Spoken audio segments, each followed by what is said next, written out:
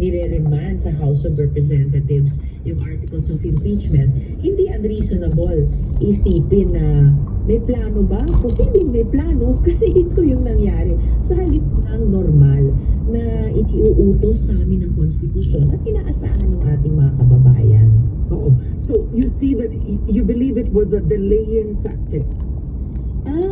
When I'm asked such questions, di ba, na may plano ba, delaying tactic ba, it's possible at hindi unreasonable para sa akin na buksan ang isip ko na posible talagang dinidelay. 4 na buwan nang ang dinelay.